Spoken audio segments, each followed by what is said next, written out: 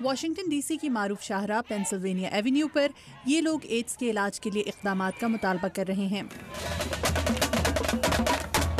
1990 کے بعد امریکہ پہلی مرتبہ ایڈز کانفرنس کی میزبانی کر رہا ہے۔ ایڈز کانفرنس ہر 2 سال بعد منعقد کی جاتی ہے۔ پچھلے 22 سالوں میں امریکہ میں اس کانفرنس کے نہ ہونے کی وجہ ایڈز میں مبتلا افراد کی امریکہ میں داخلے پر پابندی تھی۔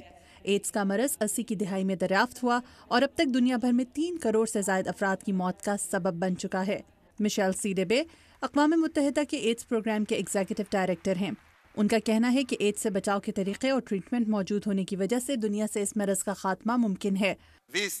اس بار ہم سب مل کر ایڈز کا خاتمہ کریں گے۔ اگر اب بھی ہم نے ایڈز کے خلاف عملی اقدامات نہ کیے تو وقت ہاتھ سے نکل جائے گا۔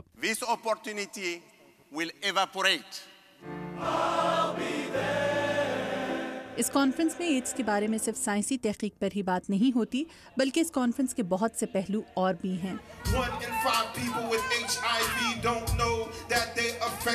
جیسا کہ ایڈز میں مبتلا مریضوں کی طرف عام لوگوں کا رویہ۔ ایڈز کے سوا کسی دوسرے مرض کو حقارت سے نہیں دیکھا جاتا۔